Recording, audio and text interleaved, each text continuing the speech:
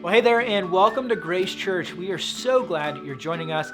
And if this is your first time, or maybe you're just checking us out, hopped onto the website, we're glad that you are here checking out what's going on at Grace. And we love to say this, that you belong. And we want to connect you to what is happening here at Grace Church. And so some of the easiest ways to do that is through our website, our app, or contacting our office, which you will see the numbers and all the contact info on the website. But we're just glad you're here to connect with us. And we would always invite you to join us on a Sunday morning at 10:30 for our service that happens in Barberton. We'd love to connect you to our people and what God is doing here in Barberton and in the greater Akron area through Grace Church. We're excited because we're continuing our series today called The Wilderness. And so why don't you jump in by singing with us, and then we'll dive into our scripture.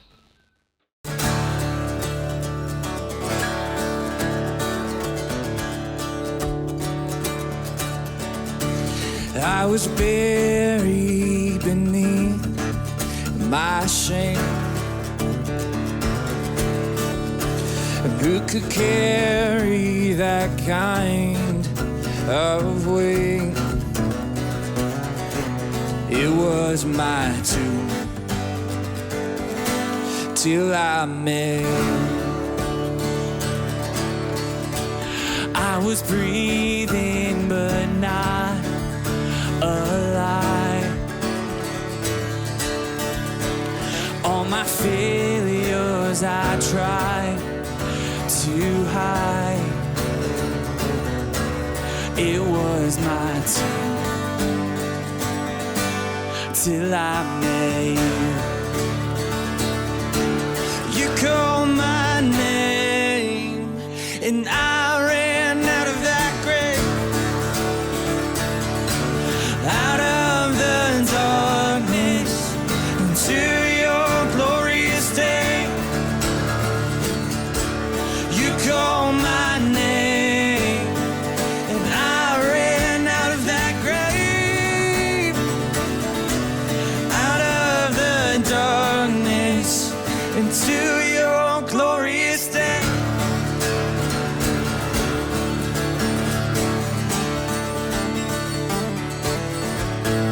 Now your mercy has saved my soul, and now your freedom is all that I know. They only knew Jesus when I met you. You call my name and I ran out of that grave, out of the darkness into your glorious day. You call my name and I ran out of that grave, out of the darkness into your glorious day.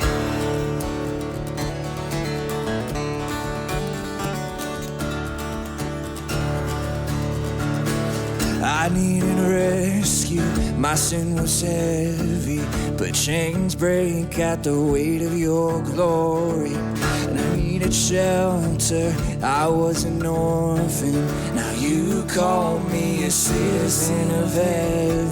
When I was broken, you were my healing. Now your love is the air that I'm breathing. I have a future, my eyes are open, 'cause when you call my name, I ran out of that grave, out of the darkness to your glorious day.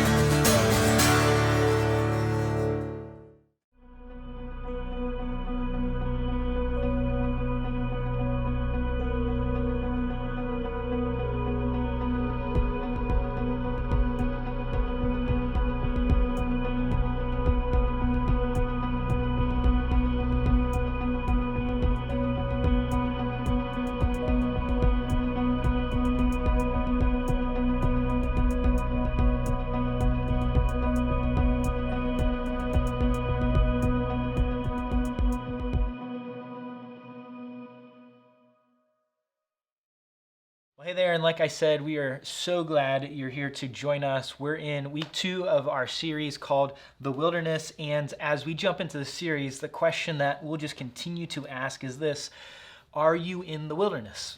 Are you in a season of wilderness? So for some of us, we maybe personally are navigating a season right now that just feels heavy, feels kind of desolate, it feels kind of dry, it feels lonely. Right? That personal season of loneliness that can shift from maybe physically to relationally to emotionally, mentally, and we're going to talk very specifically about spiritually. Maybe that's a season that you're navigating. Maybe that's a season that feels it. And as we talked last week, that wilderness is very much the image of a Middle East desert, right? Or maybe think of the Arizona desert, just dry. It's just kind of a lifeless, barren, almost wasteland of sorts that just feels like there's no end. And maybe you're in that season, and we just want to run into that together because as we navigate life, you will walk through that season, whether it's been in the past or you're presently there or you're going to be in the future there navigating it all. And I don't think it just ends kind of personally. I think collectively we can walk through wildernesses. I think the season of COVID presented a wilderness season for all of us, maybe very physically, emotionally, mentally, relationally. And as we navigate in this conversation, what it looks like to walk through the wilderness, I think all of us can at least resonate with the conversation. And our hope is this, is that as we navigate this together, that we would encourage each other in the journey that we may be on as we look to that. Last week, we started in a very specific place.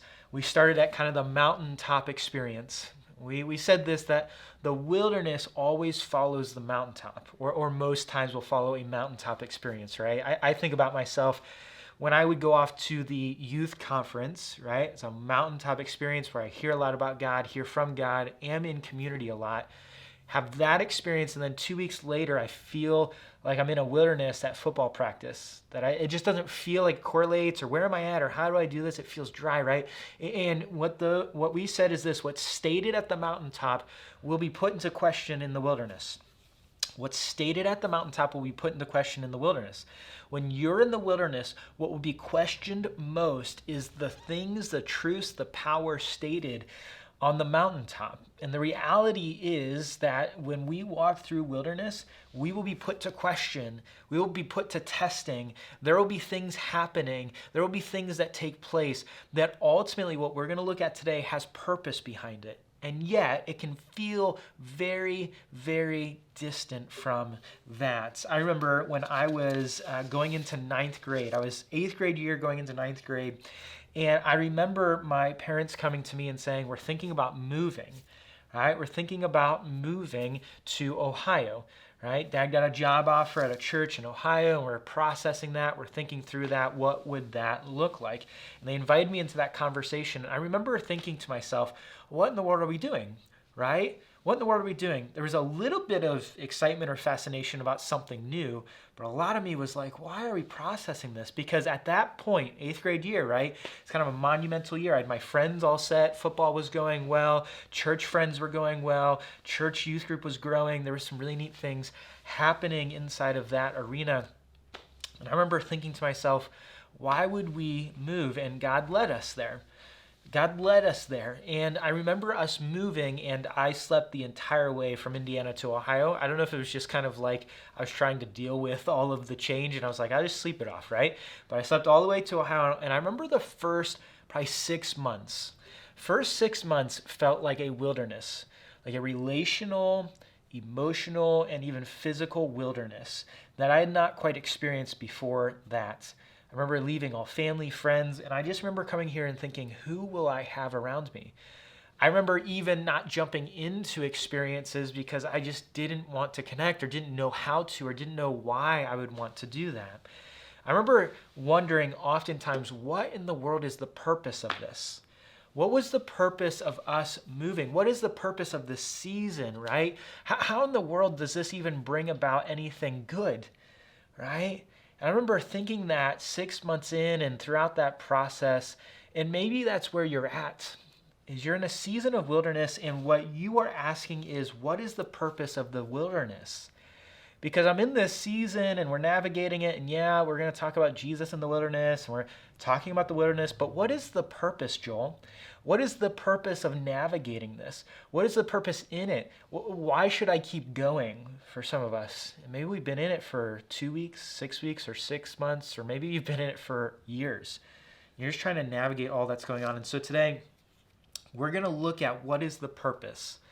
We're going to look at what is the purpose and why would we jump into that conversation. We're going to just navigate that real briefly. Next week, we're going to talk about the other person in the wilderness, which is the devil, Satan himself, and navigating the questions he throws at us, the testing he throws at us. And then we're going to close out with some hope. Jesus in the wilderness, ultimately looking at the picture he left us by walking through the wilderness. And so we're going to jump into Matthew 4, verses 1 through 11. We're going to read through the entire passage we're looking at, and then we'll just dive in briefly to the wilderness and the purpose of it. So Matthew 4, verses 1 and following. Then Jesus was led by the Spirit into the wilderness to be tempted by the devil. After fasting 40 days and 40 nights, he was hungry, which I'm like Matthew, of course, right? That's just an obvious. But can you imagine that? As Jesus is walking through the wilderness, he's fasting, right? And there's specific reasons to that. We're going to get to that in the messages to come. But the tempter came to him, that's Satan, the devil, and said, "If you are the Son of God, tell these stones to become bread."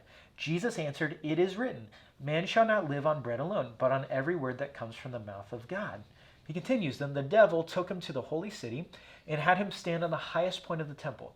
'If you are the Son of God,' he said, 'throw yourself down, for it is written, he will command his angels concerning you, and they will lift you up in their hands, so that you will not strike your foot against a stone.' Jesus answered him, 'It is also written, do not put the Lord your God to test.' Again, the devil took him to a very high mountain and showed him all the kingdoms of the world and their splendor. 'All this I will give you,' he said, 'if you will bow down and worship me.' Jesus said to him, 'Away from me, Satan, for it is written, worship the Lord your God and serve him only.' Then the devil left him, and the angels came and attended him." In the next 2 weeks, we're going to really wrestle through kind of the details of that. I think starting though, we got to see what the purpose of the wilderness is. And here is what as I've navigated the wilderness before and talked to people, I think happens is that in the wilderness, I will magnify my problems and minimize the purpose. I will magnify my problems and minimize the purpose, right? And that's not a knock on anybody, or that's not me mocking anybody. I do that. When I'm in a season of wilderness and I feel alone, I feel it's like a barren dryness, right? Spiritually, relationally, whatever it may be, I will hyper focus on me and what I'm feeling and what I'm struggling with, instead of allowing myself to open up to maybe what the purposes God has for me inside of this season. And when we minimize the purpose, we think we're lost in the wilderness instead of led into it. Minimizing the purpose is usually a thought process that I'm lost in the wilderness, and why in the world am I here, instead of maybe God is leading me into the wilderness. Note something fascinating about the passage we just read. If we just look at the first 2 verses today, what's interesting is this, that the Jesus, the Son of God, was led into the wilderness by the Spirit, by his Father. And what's interesting is he was led into the wilderness right after his baptism. His hair was still wet from the Jordan River, and that's when he was led into this desert wilderness. And here's some legitimate questions we can ask, like, what is the purpose of that then? Like, what was the purpose in Jesus going into the wilderness? Did Jesus have to prove himself? Why did this have to take place? What is going on? He was led into the wilderness. Why in the world? But here is what I need you to know. Jesus was not lost in the wilderness. He was led into it. And here's why that's important.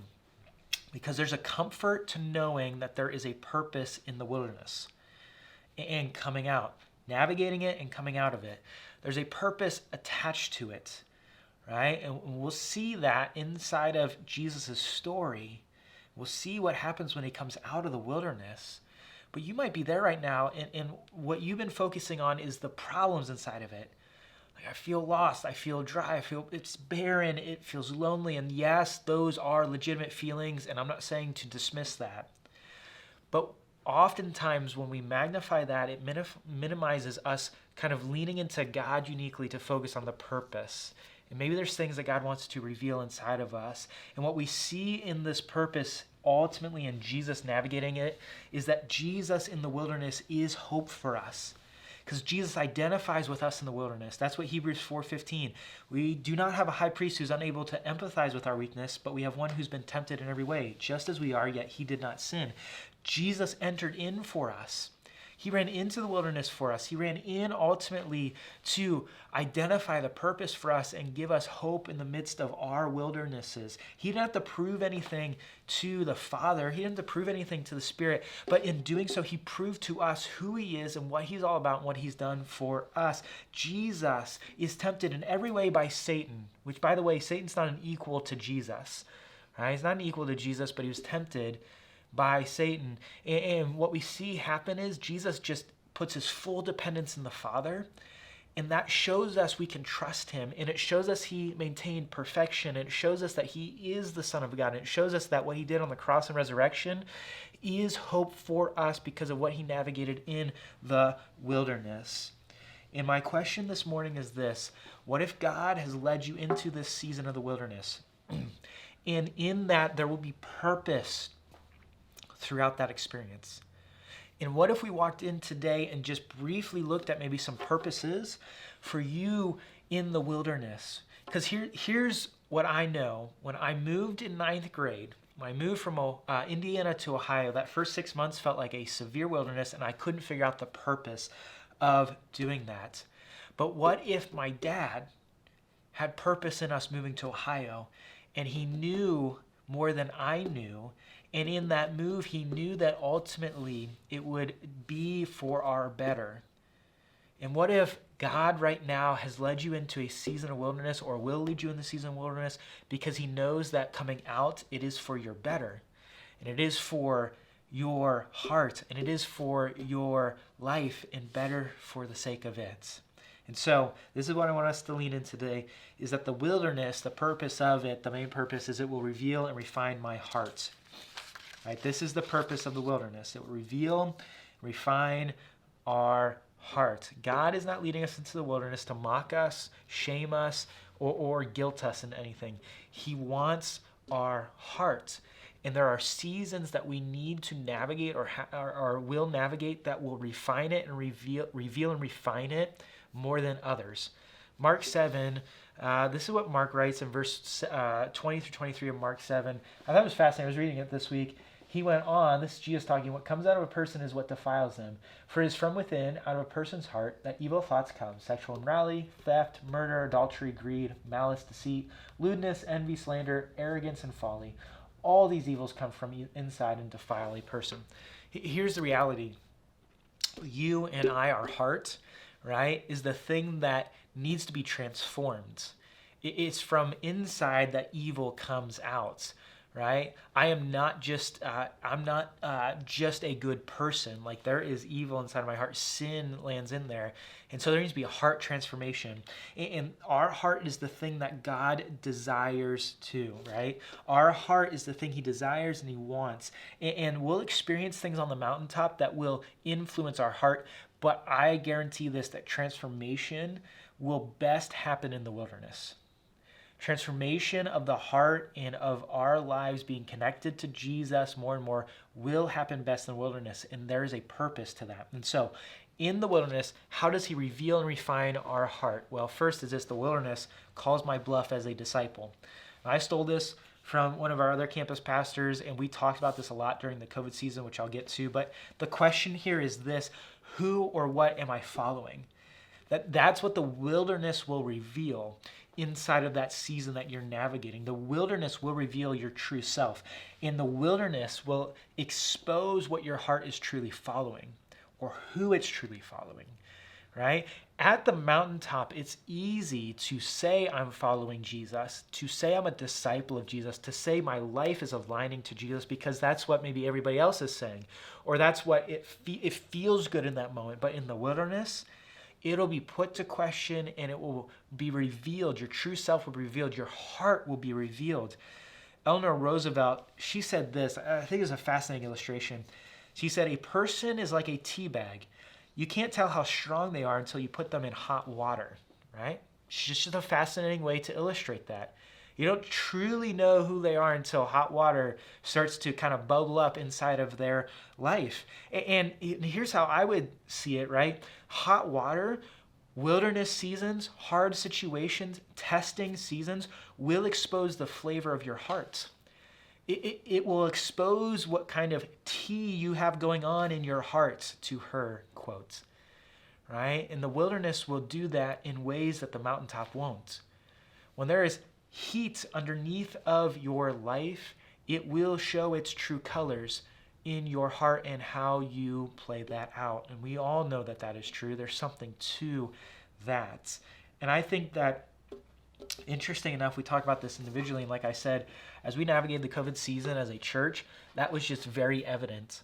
The COVID season did this to the church, and when I say church, capital C church, is that it exposed the flavor of individuals' hearts, it exposed the flavor of churches' hearts, right? That ultimately, as all these things are happening and the heat is coming up and the hot water is everywhere, it ultimately revealed, and it refined for some, it revealed, and it maybe was something that they ran from, it revealed, and all of a sudden, oh no, where is that at? And I think it's interesting. Peter writes this in chapter 1. This is what Peter says, "In all this you greatly rejoice, though now for a little while you may have had to suffer grief in all kinds of trials." He's talking to a people group that navigating trials, navigating different things. "These have come so that the proven genuineness of your faith, of greater worth than gold, which perishes even though refined by fire, may result in praise, glory, and honor when Jesus Christ is revealed."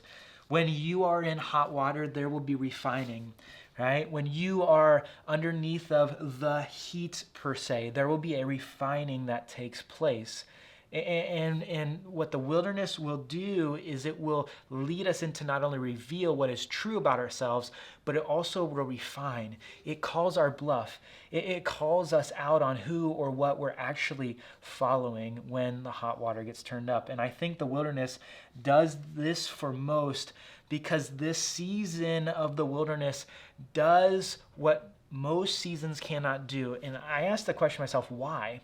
Like, how does it call our bluff, and why is that the season it doesn't? And well, I think two things. One is the wilderness, it removes things from our life in those seasons, right? The wilderness will remove comforts and idols in my life. And all of a sudden, it shows me what I have been leaning my life up against and following. John Ortberg, he says this: "The decision to grow always involves a choice between risk and comfort. This means that to be a follower of Jesus, you must renounce comfort as the ultimate value of your life."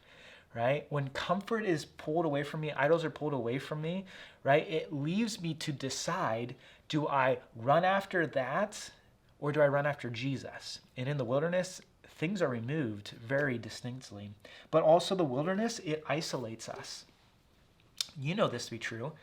The wilderness, if you were just to physically be out in a desert by yourself, it's like probably an isolating feeling, right? It's probably a lonely feeling, and all you see is desert all around you. Well, spiritually, it's the same thing. The wilderness isolates us. The wilderness is a season where we feel alone, or we feel like we're the only ones navigating, or we're trying to figure this out. And here's what's interesting, is it isolates us even when our world is going busier, and more distracted than ever. But the wilderness uniquely pulls us out of the hustle and bustle of maybe the world around us. And you know this to be true because you wake up, you eat, you get everybody dressed, you go to work, school, you got sports afterwards, homework, you got late nights, whatever it may be. And then you kind of like get ready for the next day to do it all over again. And what the wilderness does is it forces us to slow down. It forces us to slow down. It forces us to stop. It can make us feel confused and lost, and where do we go from here? But it forces us to just sit in a moment of like, okay, what am I navigating right now? And I wonder if the wilderness, right, removes things and isolates things in that season for the sake of us being invited to spend time with God. That what if he used that season? What if he's using that season to invite us in to be with him so that we can navigate who we're truly following and what life actually looks like? Dallas Willard writes this: "Hurry is the great enemy of spiritual life in our day. You must ruthlessly eliminate hurry from your life." God invites us to spend time with him in the wilderness. That what if the wilderness was a season that called our bluff as a disciple, but also allowed us to slow down so that we could actually be with Jesus and allow him to refine our discipleship to him? What has the wilderness revealed about our discipleship, right, to Jesus? Is it allowing us to really lean in and ask those questions? So it calls our bluff as a disciple, but the wilderness has a second purpose. It highlights my hangups, right? It highlights my hangups, okay? And this one I'll explain a little bit, but I would use this question. The question I think here that's important to lean into is, what am I trying to satisfy my life with? What am I trying to satisfy my life with? The wilderness will highlight where I try to find true satisfaction. It will. Because most likely, right, those things in the wilderness don't feel satisfying. And the question I go to is, what am I trying to fulfill as my satisfaction of life? And ultimately, what we're talking about here as a satisfaction or a pursuit of satisfaction is, am I making a good thing a God thing? Am I making a good thing a God thing? Satisfaction can come in a lot of different ways and can be achieved in a lot of good things, but ultimately when we try to find the ultimate satisfaction in something other than God, it becomes this idol, right? So maybe for some of us that's sex, maybe it's money, maybe it's like toys, right? Big kid toys. Maybe it's your kids, or maybe it's your marriage, or maybe it's life goals. Maybe it's your job. Maybe it's your religiosity, right? Where you're trying to find satisfaction in all of that. And what's interesting is, like I said, in Matthew 4:2, Matthew writes this, that after fasting 40 days and 40 nights, he was hungry, right? Jesus fasted because ultimately he ran into his dependence in the Father. That ultimately his satisfaction was found in him when everything was stripped away from him in the wilderness. And it ultimately shows us where we need to run in the midst of that. Because the wilderness will reveal the satisfactions of my heart. When things are stripped away, when things are gone, ultimately, where do I run and how do I navigate that? I think about it like this. You know, the Snicker bar commercials or advertisements, right? You're not you when you're hungry, right? Which is honestly very real, and they're tapping into something there, not only for marketing's sake, which is genius, but they're also tapping into when you're not satisfied physically, you get hangry, you get upset, and life is just not going to go the way that you want it to go, right? There's an order to how you do things. You eat, and then you do your day. And I think that is true when it comes to satisfaction. You are not you when you're not satisfied. Right? You are not you when you are not satisfied. That all of a sudden what kind of fleshes out is an anger and a frustration, a dissatisfaction, right? A selfishness. And what I tend to find myself do in places of wilderness like this is the wilderness is often where I abandon God. God does not abandon me. When my satisfactions are not met how I had been meeting them or how I think they should be met or how I subconsciously had been meeting them, right, with idols in my life, then on point to that, I start to blame God and I start to abandon him. And I'm like, why didn't he? And what's going on with this? And so I act like, why is my life not going the way I want it to? Why have I not been able to do this? Why didn't that relationship work out? It's just my satisfaction is not met. And so I start to have hang-ups with God.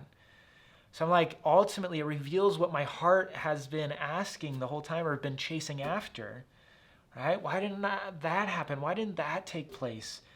And I start to highlight what really is going on in my heart. And the question I would ask is, what is the wilderness revealed about the satisfaction of your heart?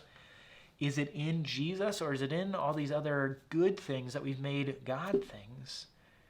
And ultimately blaming God when they don't work out or they don't fully satisfy. The last thing I would say is this. The wilderness will reveal the reality of my love. The wilderness will reveal the reality of my love. My love will be put to test in the wilderness. And in the best illustration I could just come up with, and I know this is not all inclusive, and I know that we're all at varying stages of life, but is marriage. Because here's the reality about marriage is that dating to engagement to the wedding day, I thought I knew what it meant to love my now wife, Jessica. I thought I knew what it meant to be in love and to love her sacrificially, right? Go on dates and get her the right gifts for Christmas and her birthday and Valentine's Day, right? Get her the nice ring to get engaged, plan the wedding, right? Make sure that she has everything she wants in that, and the wedding day is amazing, right? And those were all mountaintop experiences. But here's the reality. As we got in 6 months, a year, and now we're 7, 8 years in, I've actually learned what it means to love her. And I don't do very well all the time. Because as we've navigated life together, we've been through seasons of wilderness. Relationally, we've been through seasons of wilderness. Spiritually, we've been seasons of wilderness. In crisis and hardship. And what I found is that it's revealed, those seasons have revealed the reality of my love.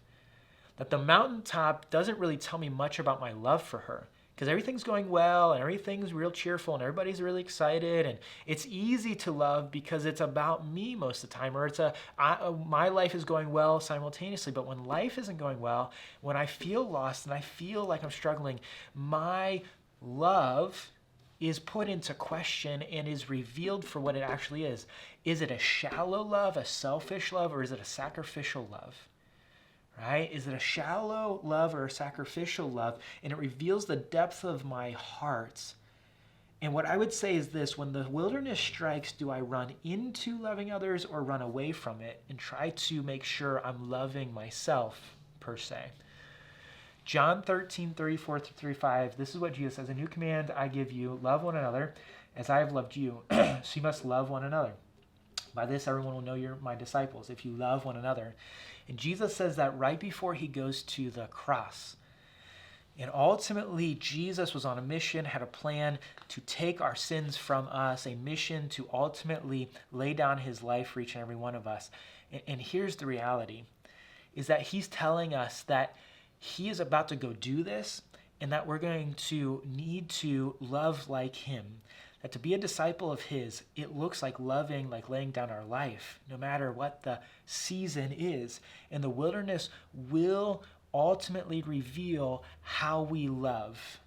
Because either I'll back up and protect myself, make sure I'm comfortable, make sure that I'm figured out, make sure that I have everything I need, right? It reveals those things. And yet, right, what he calls us to is sacrificial. And hopefully through that it refines.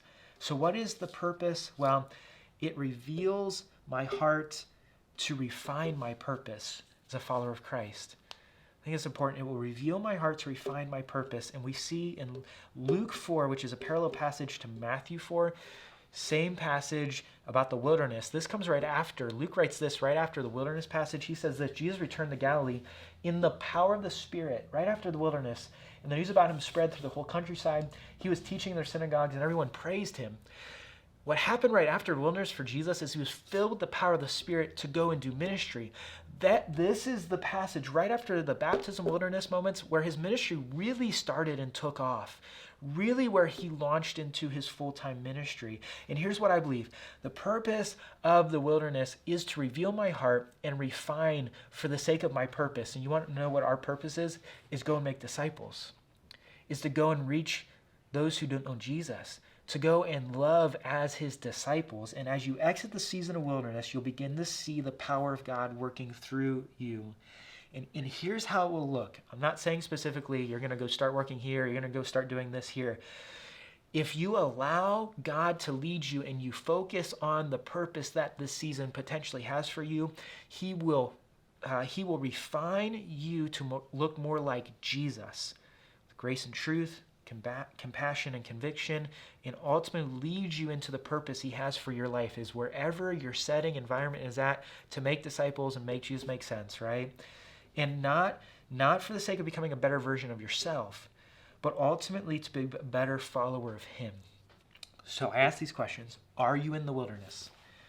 Are you in the wilderness right now? And maybe I should put it like this, because maybe for some of us we don't know. But I guarantee coming out of COVID and the season of COVID, some of us are navigating some pretty intense seasons. And this is what I remember people saying in the midst of the COVID season. We're going to come out of this and be a new normal, right? A new normal. And here's what I would say to you. In this season, does normal not feel normal? I would say when normal does not feel normal, maybe you're in a season of wilderness where you feel alone, where you feel desperate, where you feel dry, where you feel relationally disconnected, where you're like, yeah, I just don't have the people I thought I would have in this season. I'm just exhausted because I just navigated 2 years of this, and now I'm navigating this in my life, right? Are you in a wilderness right now? Think about it. Maybe some of us were in the wilderness and God's using it uniquely in our life. And then I would ask this, what is the wilderness revealing? Is it revealing things of your heart? It's revealing things about your discipleship to Jesus. It's revealing things about the hang-ups you have with God and what he's done in your life. Maybe is it revealing how you love? Maybe there's anger, bitterness, maybe there's guilt, maybe there's selfishness, maybe there's a shallowness inside of our heart right now that the wilderness is revealing. And here's what I would ask next out of that is this, then what's the plan to keep going in the wilderness? Because here's the reality. I don't think we're going to find the answer to the wilderness and then we're like, oh, we're out of it, right? The wilderness is a season that reveals and refines. What is your plan to run into God and depend on him in this season? Because maybe he's slowing you down specifically to spend time with him, specifically to be with him, specifically to hear from him and be led by him into the wilderness and then into where he has your purpose next, which is probably going to be your greatest ministry to this point if you allow him to lead. What does that look like for you in this season? So Father, we come to you. We're grateful for you. We love you. Thank you for this conversation and allowing us to be a part of what you're doing inside of your kingdom. And Father, I pray as we talk about the wilderness, that Father, we would not be naive to the fact that we all have navigated different seasons. And Father, that for the sake of the gospel, you are ultimately inviting us to be a part of what you're doing, and you've changed and transformed us. And Father, I pray that we would lean into the purpose of the wilderness, that those who are checking this out for the first time or maybe questioning you, that Father, they would see your goodness in the midst of a hard season, that maybe they're here right now for a reason, for a purpose, to connect with what you are leading them into. For others maybe who are following you, Father, I pray for a grace and a mercy and a wisdom in the wilderness to see what it's revealing and to allow it to refine. And so, Father, I just give this to you, give all of our lives to you, and we just pray that you would lead in a unique way. Pray this in your name. Amen. We hope you have a wonderful week, and we will see you later.